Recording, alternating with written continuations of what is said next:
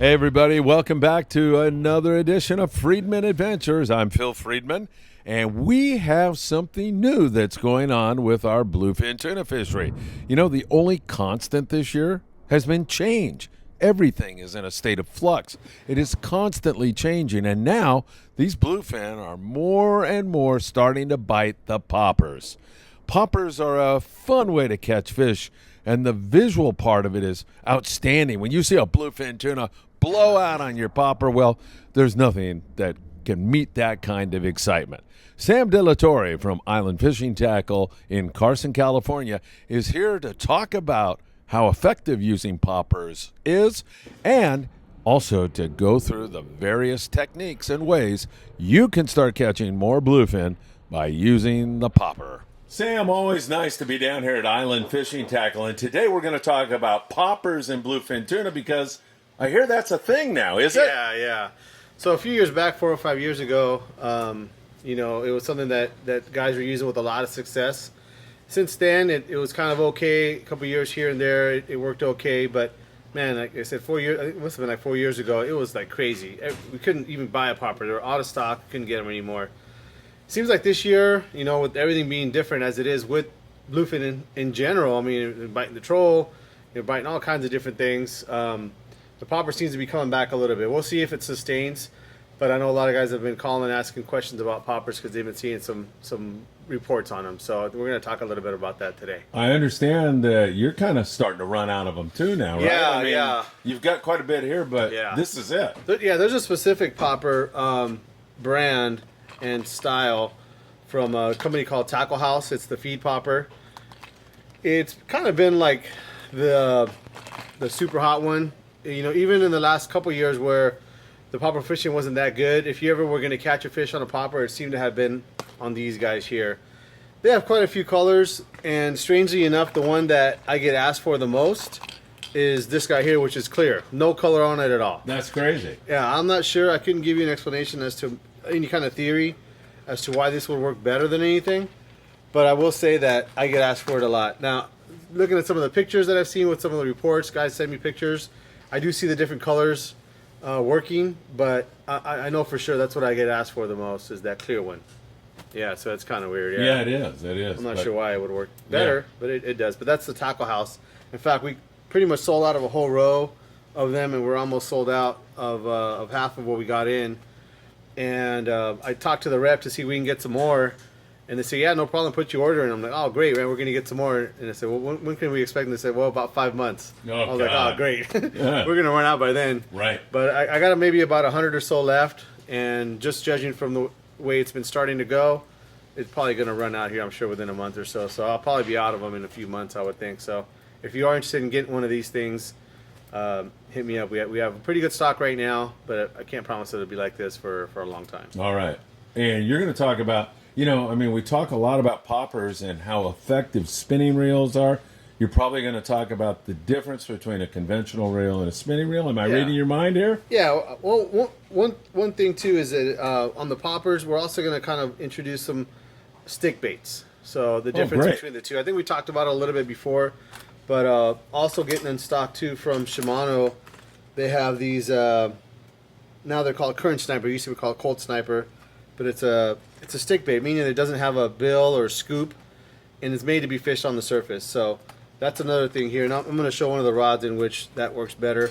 And then also Yozuri has this mag darter, which is kind of like an in-betweener. It has kind of a little bit of a scoop face, but the nice thing about it is it's a pretty good weight, and they got good colors and good hooks on them too. So I think this is going to be another one that you guys want to look for. These I think are going to be available throughout the year. So once the other poppers run out, I'm pretty sure guys are going to be keying in on these two. These are really good. All right, sounds good. And a couple more here. The Halco, this middle-sized one, which is the 160 size. When the popper fishing was super hot 4 years ago, this was kind of like the hottest one. Yeah, that was the go-to. I remember that. Yeah. So this was a super hot one.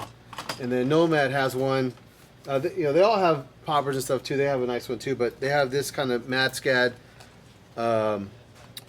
stick bait style bait, which is similar to that Mad Max, but this is a casting lure, more of a casting lure than that's more of a trolling lure. It does look like the Mad Max, though. Yeah, kind of looks similar.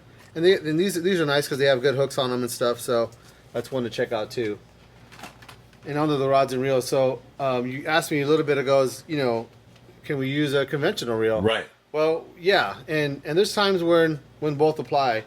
Obviously, with a spinning rod here, on some of these lures, like this is a Yozuri hydro pencil, which was also a hot lure a couple years ago.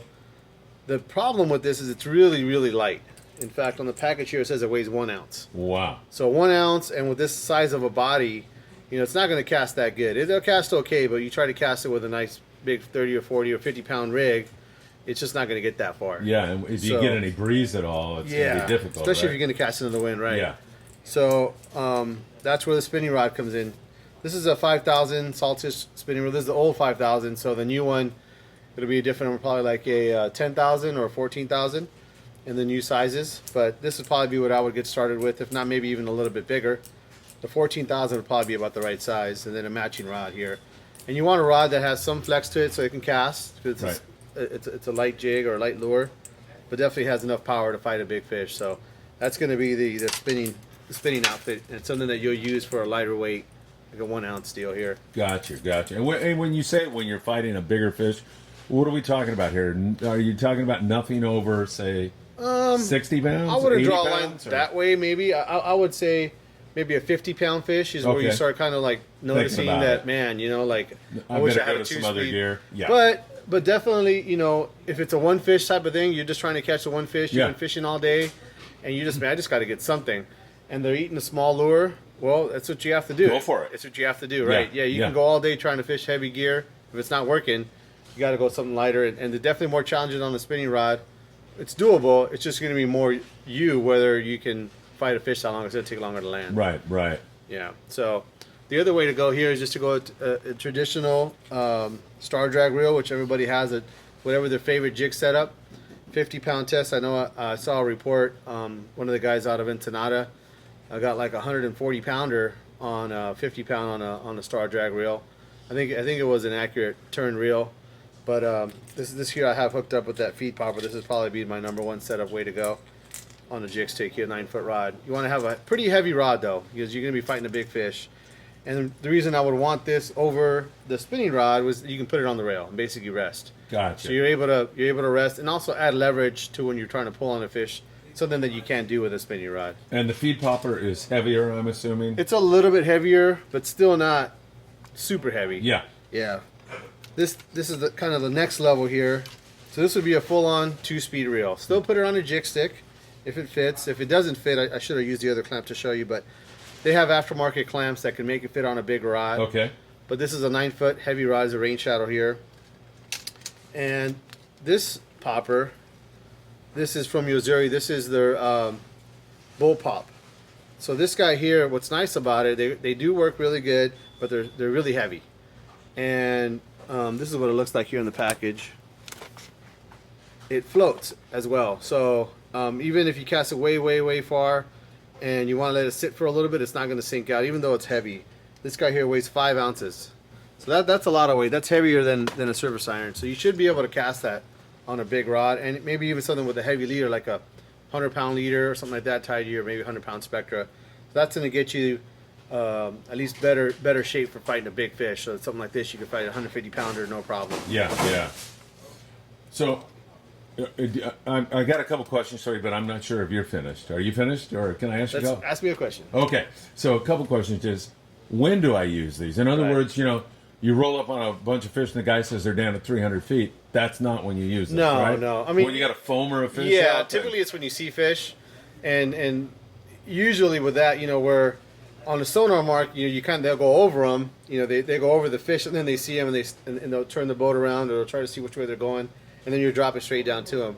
Usually with a foamer fish, you're seeing those things a half a mile away. Yeah. So it might be 10 minutes from the time that they see them to the time that you actually are close enough to cast. Right. So typically that'll be a little bit longer, whereas the other way is kind of like, okay, here we go, we ran over them, and it's a little bit more abrupt. Yes. So definitely more of a surface. This is all surface stuff where you're seeing fish. Sometimes you'll get them to where maybe the schools stick with you, and then because of other schools around, you'll have the one school that maybe started off at 300 feet, and then you might have another school that comes through and it's a little bit more surface, and they're eating the chum, and you're seeing them boil and stuff like that. So maybe if you didn't even start by seeing a breezer, you might have another school that comes up and sticks with the boat, and then it might start showing on the surface and start seeing some surface action.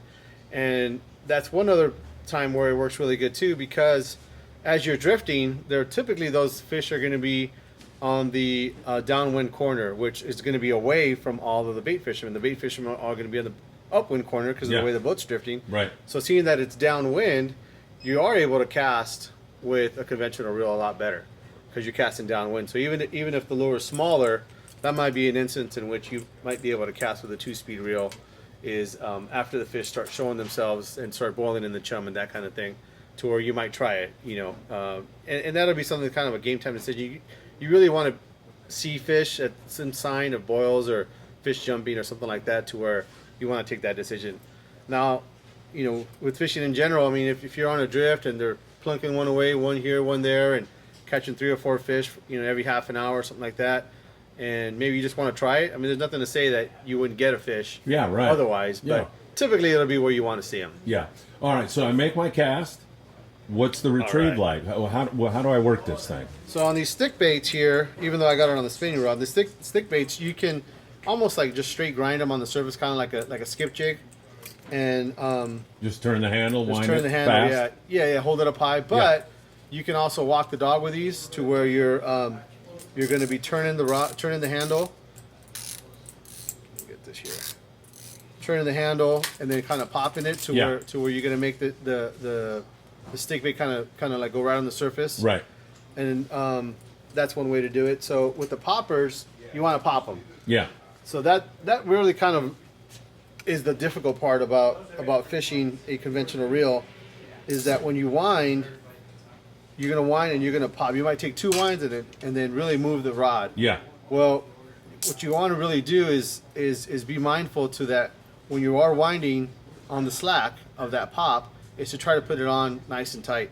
So what I do is that I'll actually have it just like that, and it's kind of hard here in this aisle, but I'll go ahead and swing with the rod. I'm doing it with my left hand, but I'm going to swing with the rod, and I'm going to pinch the line down here to make sure it goes on there tight. I see. So it's a little bit more involved, because it's something that we don't normally do, but you're going to want to pop it a few times, and then maybe straight wind it, and then pop it a few times, straight wind it. So it's a little bit more involved. And then maybe after 2 casts, maybe make a straight cast and just straight wind it to get your line on flat again properly. Because if you get your line all messed up and loose, you're going to backlash for sure. So you want to make sure maybe after every 2 or 3 casts, you're going to notice the line's not going on there nice and tight. Is just make a straight cast downwind and then just wind it in straight so you're nice and tight again. All right, that makes sense. Yeah. So that's basically it. I mean, we'll see if this thing develops. I mean, this year has been crazy. I don't know what they're going to bite next year. It's just been so wild. But I have had a few of the charter boat guys that do the 6-pack boats and the charter type boats have been coming in and cleaning me out of these things here. So that's a pretty good sign to me that it's a way to go. It's something you should consider. Final question is, your store. You have such a vast supply. Yeah. Your inventory is great. As I look here, what do I choose? Are you going with that feed popper, the hot one, or? I would definitely start with that. If you had none, that's probably the one I would start with. Yeah. Like I was showing you, the Missouri one is a little heavier. So if you thought maybe casting was going to be a little tough, maybe take a heavier one. And maybe even just challenging conditions in the wind, you might take a heavier one. Yeah. Just for that reason. So, but if you were going to get one, just based on the fact that all these guys are coming in and buying these, I'd probably pick up one of those first. But if I was going to get a second one, I probably would get that Missouri bull pop.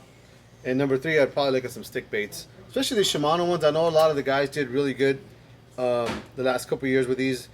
They're a little bit heavy. This is a 1 7/8 ounce, so it's not too bad for how small it is. It's probably just a little bit lighter than a surface iron, and that might be something you can cast. But that's another way I would go. Maybe pick up a couple of stick baits, a couple of poppers, at least to have in your arsenal. All right, I guess the lesson here is we're going to be changing all year long, aren't we? It's just constant change, isn't Speaking it? of change, too, just as a little side note here, is when you do go and buy some, check with your guide, your tackle shop, but some of the lures don't have such a heavy-duty hook on them. Yeah. Some of them do. That's the one thing that is nice about the feed popper. They put on there a owner 4X strong 2.0 hook on it, which is the perfect hook. That's what I would put on there.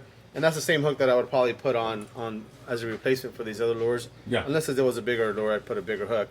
But make sure that those hooks are going to be strong enough. Check them out. And if you have any questions, talk to a crew member. I mean, someone at the shop, wherever you go to.